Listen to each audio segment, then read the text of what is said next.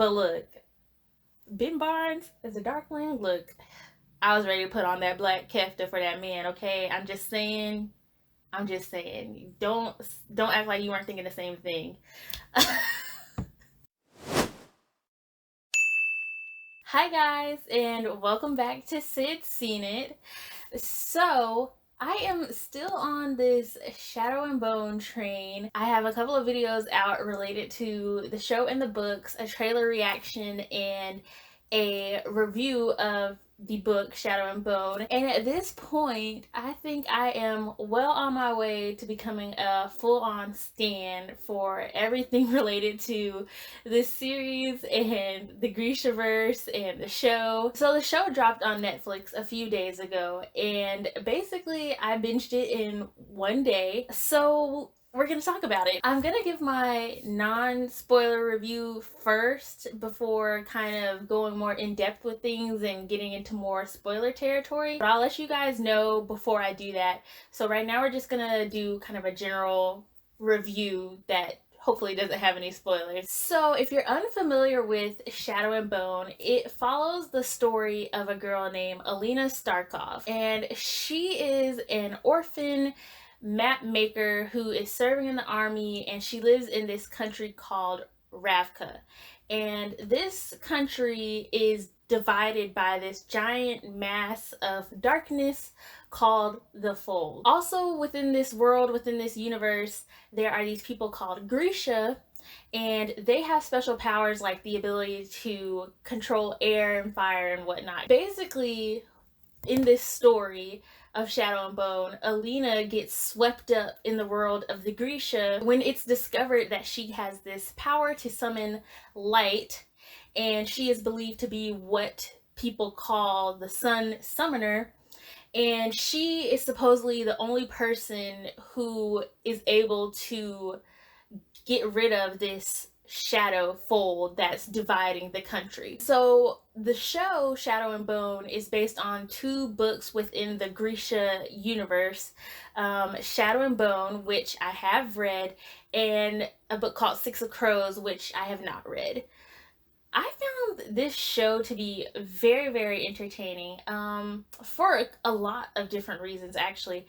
I like the costumes. The Grisha wear these garments, kind of like coats, that are called keftas, and they indicate what their different powers are. So like the colors mean different things, and I thought those looked so pretty, especially some of the ones that Alina gets to wear because she's a sun summoner, so hers look completely different from everybody else's. The special effects in this show were surprisingly very good.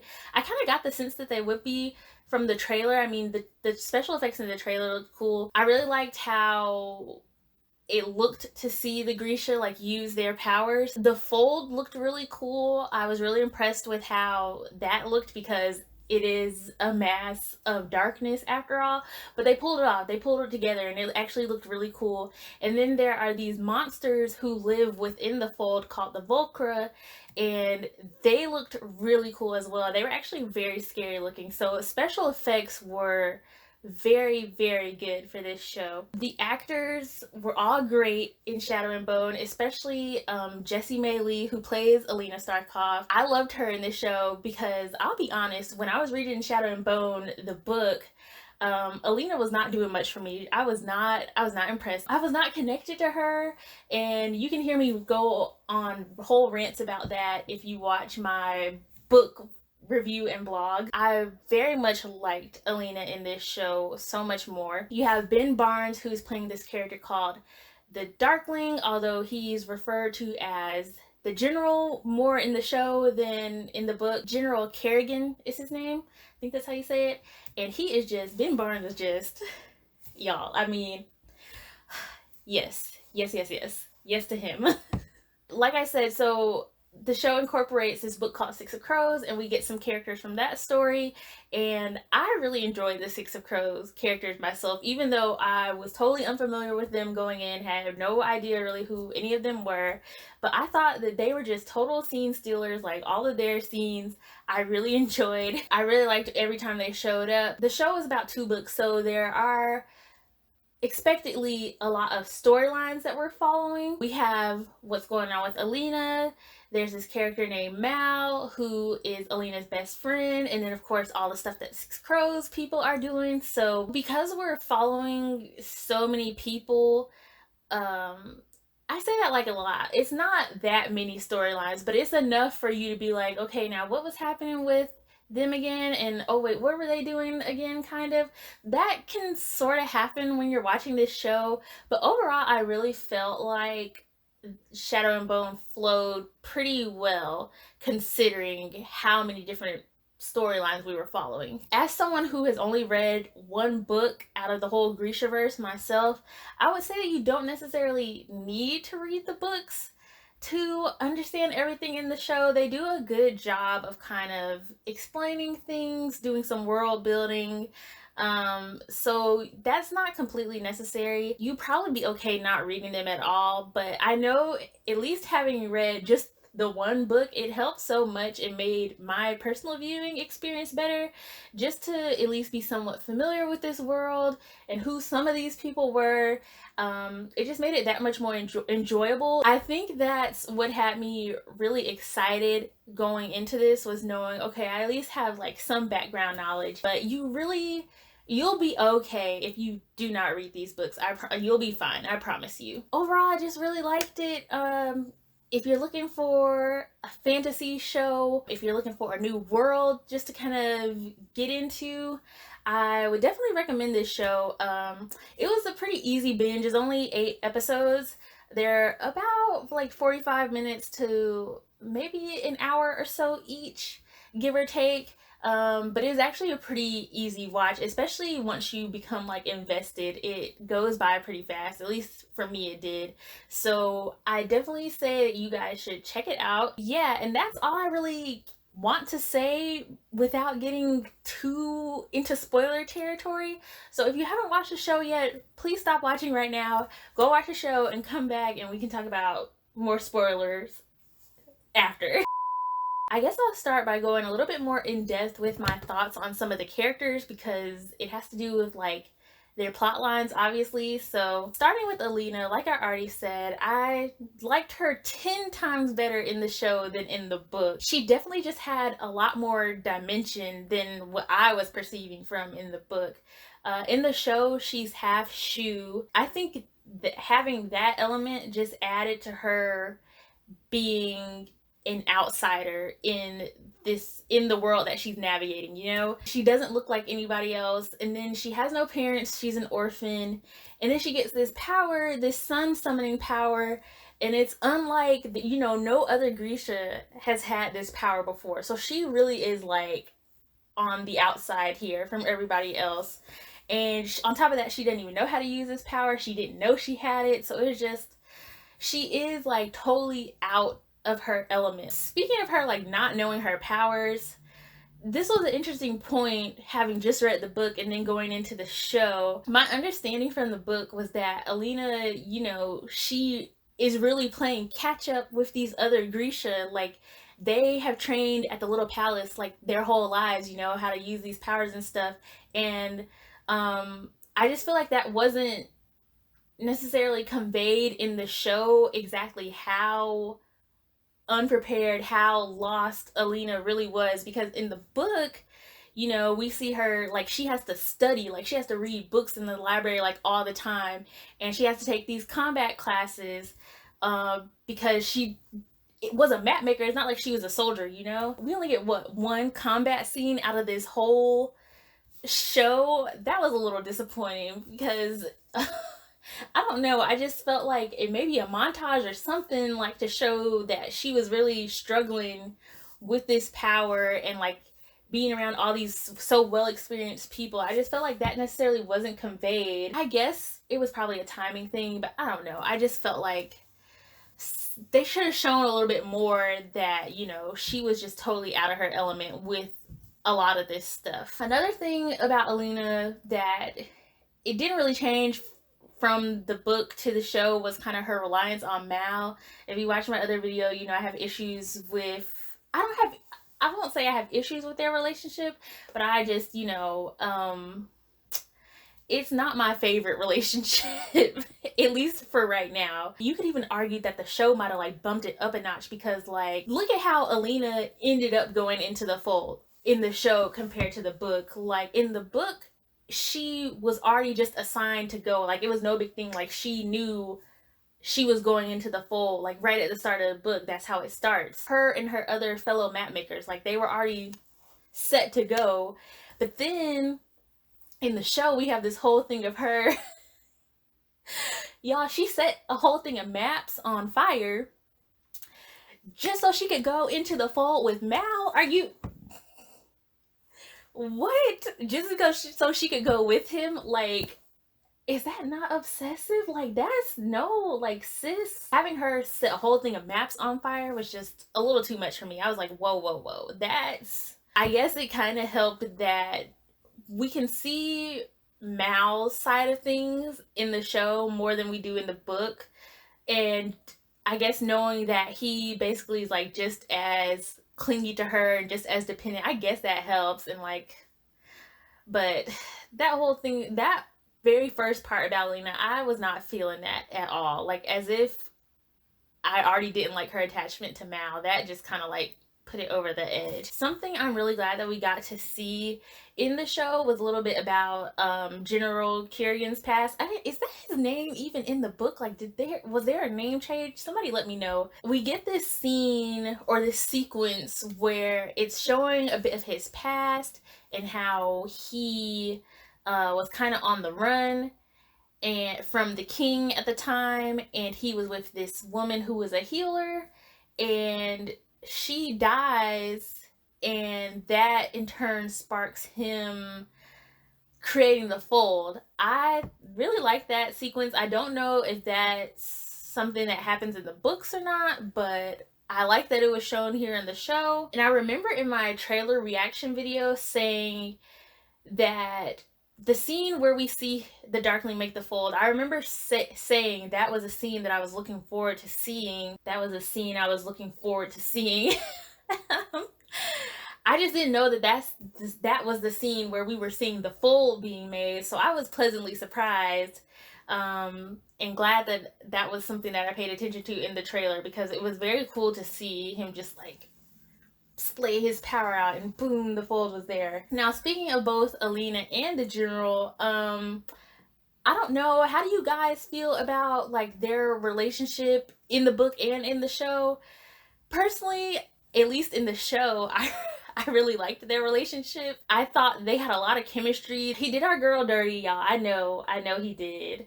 But look, Ben Barnes as a Darkling, look, I was ready to put on that black kefta for that man, okay? I'm just saying. Don't act like you weren't thinking the same thing. I already said earlier, but the characters from Six of Crows were just a treat. Kaz, Inej, Jesper. Especially Inej and Jesper. They were honestly some of my favorite characters. They had some of my favorite moments throughout the whole show. You know, Inej with her knives and Jesper with his guns. Like, I really liked a lot of their moments that they had and just seeing them in action. But I loved watching all of the Six of Crows characters together. Well, at least all of the three of them together. I liked the dynamic between them. Clearly, as we see in the show, you know, they all have like some stuff in their past that hopefully we're gonna dwell more into.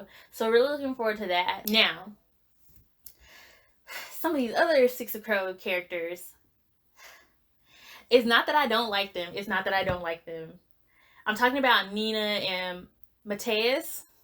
Y'all, it's not that I don't like them, I promise. I love their chemistry. I love seeing them on screen. I love their banter. It's just that some of their scenes seemed unnecessary. I do know that like they are key players in the Six of Crows books, but I don't think we're like have really gotten into the plot of that book yet. This was more just like introducing some of these characters and maybe like setting up their story for that book is how I think I've heard it explained by some other people. So if that is the case, I just felt like some of these Nina Mateus scenes we could have gone without. Another character that wasn't my total fave was Zoya. She is one of the squalors. And she and Alina have like beef like right off the bat.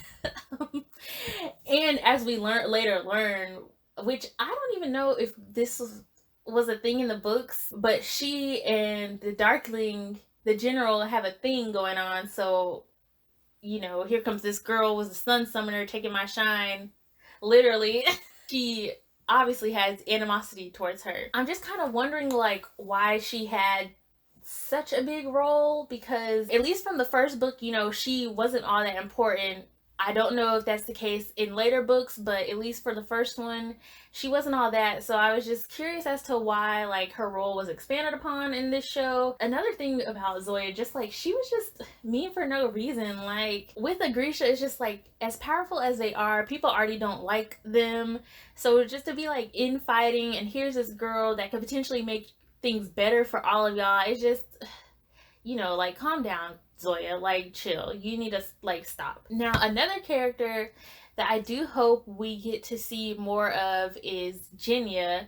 I remember reading the book, I really liked her. She was very compelling to me, and I think I said it in my book review video, but her power is just so unique too, with the whole changing physical appearance. I think that's really cool. So yeah, I hope we see more of her in the show. We'll see. So I do have an episode that was my favorite. I'm not gonna do like a specific scene to see out of this whole series just because that would be a lot. But if you want an episode to see, I would recommend episode 5, which is when the winter fate takes place. I like this episode specifically because it's when a lot of storylines kind of finally converge. A lot of the characters that we've been following are finally all in one place. We have Alina, who has finally mastered her powers. You know, she's finally unlocked them, and she is ready to show off to the royals. We have the Six of Crows characters, who are at the palace to kidnap Alina. And then we have Mal is there too. What else happens? Alina and the Darkling kiss.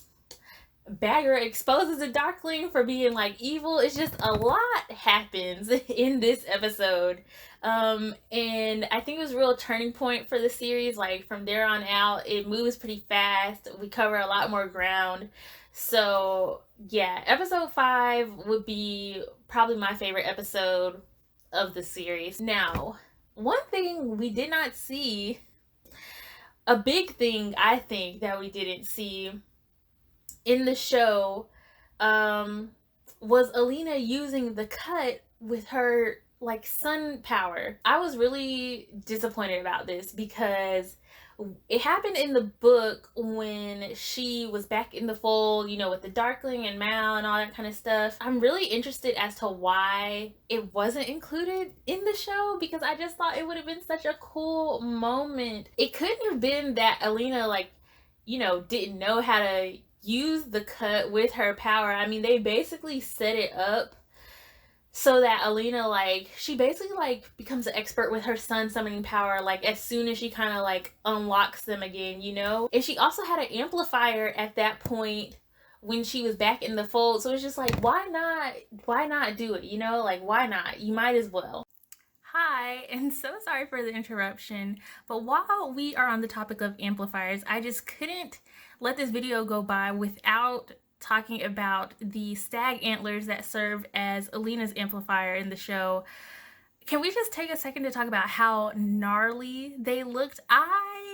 When in the book, when I was reading it, I just simply imagined that the antlers were fashioned into like this smooth kind of collar that sat around her neck. I was not expecting the show to have antlers embedded into Alina's collarbone. It just looked so gross, and I just could not pass up a moment to talk about them. And I'm so sorry I forgot to mention it when I was actually recording, but I just wanted to let my opinion be known that I thought they looked so weird, but then I'm glad they kind of, I guess, disappeared later on when she like fully embraced the stag's power. But seeing it, those things sticking out of her neck, was so gross, so gross.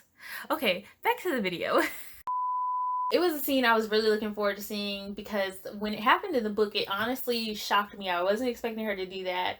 I don't know if they're just saving it for later. Maybe she's like gonna actually use it on the Darkling. I don't know, but I really, because we already saw it in the first book, I was definitely, that was something I was waiting to see, and we did not get it, so that was upsetting. Other than that, there weren't like too many other things that I necessarily disliked about this show. Obviously, a couple of plot points, at least from the Shadow and Bone book, had to be brushed over, probably like I said earlier, because of timing reasons. And at the same time, it's, you know, 2 books being put into one show, and that is a lot of characters, a lot of story. So, you know, some stuff has to get cut. I understand that, which was fine because overall, I still really liked this show. I really hope there's a season 2, and if there is, I am totally looking forward to it. I will be all in, and who knows, maybe by then I'll have read all the books in the Grishaverse by then. Like, I might be